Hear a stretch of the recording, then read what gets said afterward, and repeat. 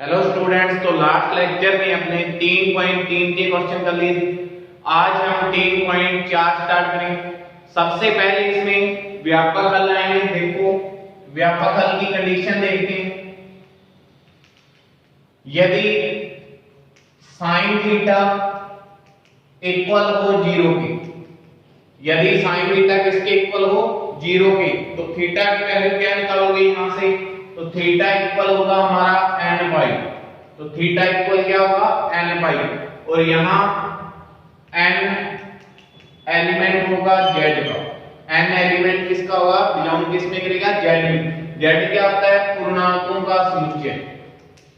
z क्या होता है? पूर्णांकों का समुच्चय। इसमें माइनस वाली संख्याएं भी आती है, जीरो भी आती है, और प्लस की संख्याएं। फिर सेकंड कंडीशन है इसमें, यदि cos थीटा इक्वल 0 हो, यदि cos थीटा इक्वल 0 हो, तो theta equal 2n plus 1 into pi by 2। क्या होगा? Theta equal 2n plus 1 into pi by 2। व्यापक हल क्या करने हो, इसमें भी n बिलोंग्स किसमें करेगा? z में। ये हो गया। अब कंडीशन है, यदि sin x equal sin y हो, sin x equal sin y हो, तो x की वैल्यू कैसे निकालेंगे? x equal n pi plus minus 1 की पावर n इंटू में y। तो x equal n pi plus minus 1 की पावर n इंटू y। और इसमें भी जो सभी में n बिलोंग्स किसमें करेंगे? z। फिर फोर्थ कंडीशन है, यदि cos x equal cos y, cos x equal cos y, तो x equal 2n pi plus minus y। तो x इक्वल क्या होगा? 2n pi plus minus y। फिर फिफ्थ कंडीशन इसमें, यदि tan x equal tan y, tan x equal tan y, तो x equal क्या होगा? n pi plus theta. n pi plus y है, तो यहां पर क्या आएगा? n pi plus y। इसमें भी n सभी में बिलोंग्स किसमें करेगा? z में। इसमें भी n किसमें बिलोंग्स करेगा? z में। z क्या होता है? -3 -2, इस साइड माइनस वाली संख्या -1 0 1 2 3, फिर डैश डैश। ये z की वैल्यू होती है। z क्या होता है? पूर्णांकों का समुच्चय। तो ये कंडीशन आपने इसमें व्यापक हल ज्ञात करने में याद रखनी है। क्या याद रखना है? साइन थीटा 0 के इक्वल है, तो थीटा इक्वल क्या होगा? n पाई। n किस में बिलोंग्स करेगा? z में। फिर cos थीटा इक्वल 0 है, तो theta equal 2n plus 1 into pi by 2। यहां भी n किस में बिलोंग्स करेगा? z में। फिर sin x इक्वल है sin y, तो x की वैल्यू व्यापक हल इस फॉर्मूले से याद करोगे। cos x इक्वल है cos y, तो इस फॉर्मूले से याद करोगे। tan x इक्वल है tan y, तो x equal n pi plus y। अब बात करें कोसेक की, तो कोसेक को किसमें चेंज कर लिया मैंने? साइन में। हो जाएगा कोसेक का इससे। फिर सेक की बात करें, तो सेक को किसमें चेंज किया करेंगे? कोस में। तो ये फॉर्मूला अप्लाई हो जाएगा। और कोट को किसमें? tan में। अब इसके देखते हैं क्वेश्चन। फर्स्ट क्वेश्चन दिया है, जैसे इसमें मुख्य तथा व्यापक हल ज्ञात करो। हमें क्या ज्ञात करना है इसमें? मुख्य और व्यापक हल दोनों ही ज्ञात करने हैं। तो देखो सबसे पहले इसमें क्वेश्चन क्या दिया है? मुख्य हल भी ज्ञात करने हैं और इसके व्यापक हल भी ज्ञात करने हैं। मुख्य हल और व्यापक। फर्स्ट क्वेश्चन देखते हैं इसका। फर्स्ट क्वेश्चन हमें क्या दिया है? tan x equal √3। tan x equal √3 ये दिया है। इसकी मुख्य वैल्यू और व्यापक वैल्यू दोनों हमें ज्ञात करनी है। तो देखो यहां से tan x इक्वल हमें क्या दिया है? √3। अब ये tan x इक्वल कितने tan की वैल्यू होती है? tan 60 degree. यहां इसको क्या लिख सकते हैं? tan pi by 3। ये √3 कितने tan की वैल्यू होती है? 60 की। और अगर इसमें रेडियन में वैल्यू देखें तो tan पाई बाई 3। तो अब इसके बाद यहां से तो x की वैल्यू यहां से हमारे पास क्या आ गई? तो पाई बाई 3। एक तो x की वैल्यू क्या आ गई हमारे पास? Pi by 3। एक वैल्यू और निकालते हैं इसमें। tan x इक्वल क्या है √3। ये कितने टाइम की वैल्यू होती है π/3 की, तो इसको लिख सकते हैं tan। अब देखो इस प्रकार से हमारे पास चार क्वाड्रेंट होते हैं, फर्स्ट, सेकंड, थर्ड और फोर्थ, ये क्वाड्रेंट होते हैं। अगर पाई में मैं कुछ प्लस कर दूं, यहां पर क्या कर दूं, पाई में कुछ प्लस, तो tan किसका होता है इसमें, थर्ड क्वाड्रेंट में प्लस का ही होता है।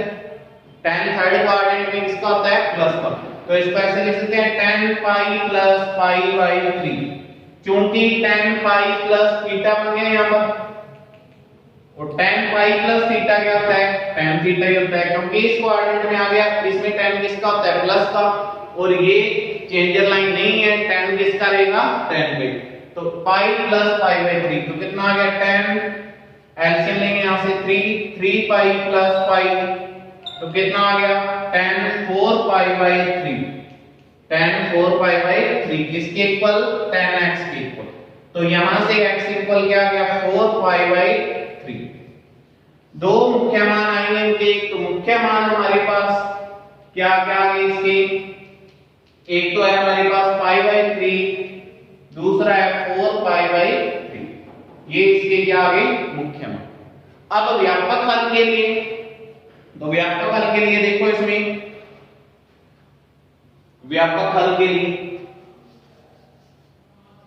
व्यापक हल के लिए क्या दिया है हमें, tan x इक्वल √3, यहां में यहां पर tan π/3 ये लिख सकते हैं। यही चीज है भी tan π/3 की वैल्यू √3 होती है, तो x इक्वल यहां से क्या आ गया π/3, यहां पे है tan x इक्वल tan π/3, ये है। तो यहां पे कंडीशन लग सकती है व्यापक हल की, कौन सी, tan x इक्वल हो tan y की, tan x इसके इक्वल हो tan y की, तो x इक्वल क्या होता है यहां से n pi plus theta, n pi plus y, sorry यहां पर y है तो क्या लेंगे y। तो यहां से हमारे पास क्या आ जाएगा, x equal n pi plus y की वैल्यू कितनी है π/3, तो ये इसका क्या हो गया हमारे पास व्यापक। देखो सबसे पहले उसने क्या, पहले तो हमें कंडीशन याद होनी चाहिए व्यापक हल की, 5 कंडीशन लिखा दी। अब बात आती है मुख्य हल और व्यापक हल। सबसे पहले उसने हमें दिया था tan x इक्वल है √3, तो हमें पता है ये कितने टाइम की वैल्यू होती है 60 डिग्री की, यहां tan π/3, दोनों तरफ tan है, ये कॉमन ले कैंसिल, तो x इक्वल क्या आ गया π/3, एक तो वैल्यू क्या आ गई इसकी π/3। अब यहां पर ये प्लस की है वैल्यू, और प्लस का tan किसमें होता है, ये थर्ड क्वाड्रेंट में होता है, प्लस का tan किसमें होता है, थर्ड क्वाड्रेंट में। तो अगर यहाँ पे ये पाई होता है, पाई में कुछ प्लस कर दें तो इसमें आ जाएगा इस क्वाड्रेंट में, और इसमें tan किसका है, प्लस का, तो क्या कर दिया tan pi plus theta, theta कितना है π/3। अगर इसका फॉर्मूला देखें tan पाई प्लस थीटा क्या होता है, tan थीटा, क्योंकि ये लाइन चेंजर लाइन नहीं है, तो यहां से कितना आ गया 4π/3, तो इसके दो मुख्य मान आ गए π/3 और 4π/3। अब उसने कहा इसका व्यापक हल भी ज्ञात करना है, तो tan x इक्वल क्या दिया √3, इसको क्या दिया tan π/3, x की वैल्यू π/3, तो tan x इक्वल tan π/3 है, tan x किसके इक्वल है, tan y के। तो व्यापक हल वाली कंडीशन लगा दोगे तो क्या आ जाएगा n pi plus theta. Second question है इसी प्रकार, sec x इक्वल टू,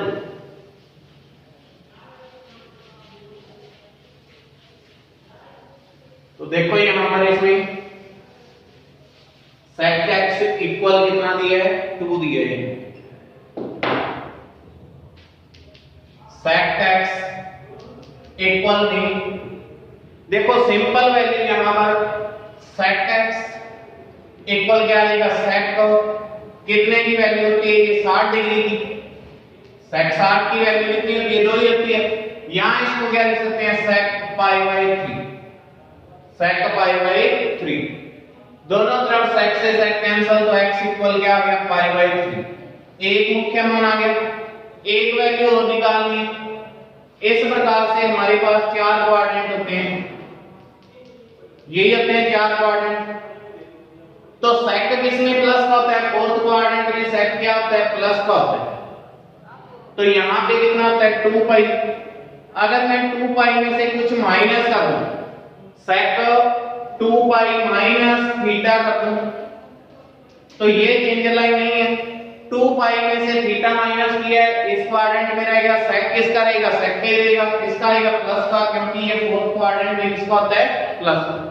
तो दूसरी वैल्यू हमारे पास क्या आ जाएगी, sec x इक्वल टू, तो sec x equal 2 pi minus pi bye 3, 2 pi minus sec 2 pi minus pi bye 2 pi minus pi bye 3, क्योंकि 2 पाई माइनस थीटा इस क्वाड्रेंट में आ गया, इसमें sec किसका है प्लस। तो इसको सोल्व करते हैं, sec x equal sec LCM लेंगे 3 into 2 पाई 6 पाई माइनस पाई, तो sec x equal sec 5 pi upon में 3, तो x इक्वल क्या आ गया 5 पाई अपॉन में 3। तो हमारे पास इसके मुख्य मान क्या आ गए, पाई बाय 3 और 5 पाई बाय 3। इसके मुख्य मान क्या आ गए, पाई बाय 3 और 5 पाई बाय 3। अब इसके बाद इसका व्यापक हल देखते हैं। तो व्यापक हल sec x इक्वल हमें क्या दिया है, 2 दिया है, sec x इक्वल हमें क्या दिया है 2 दिया है।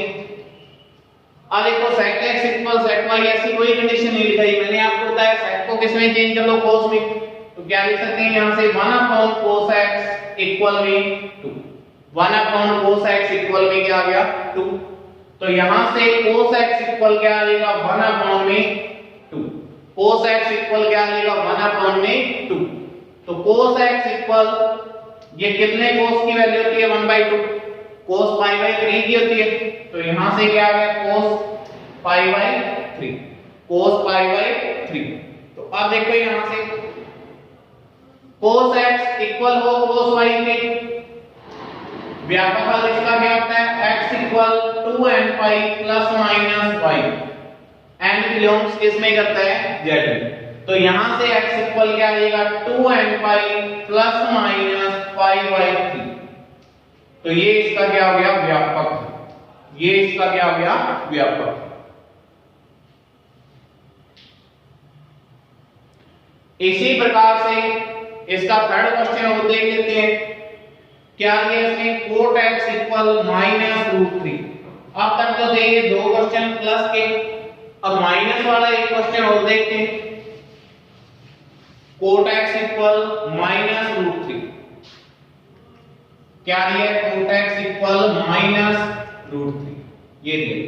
सबसे पहले सिंपली वैल्यू देखोगे इसमें प्लस की, यदि हमें cot x इक्वल प्लस का रूट 3 दिया हो, तो cot x इक्वल रूट 3 कितने प्लस की वैल्यू होती है, यहाँ cot pi by 6, cot pi by 6 की होती है ये वैल्यू पाई बाय 6, तो यहां से cot x इक्वल क्या आ गया cot पाई बाय 6, तो x इक्वल क्या आ गया यहां से पाई बाय 6।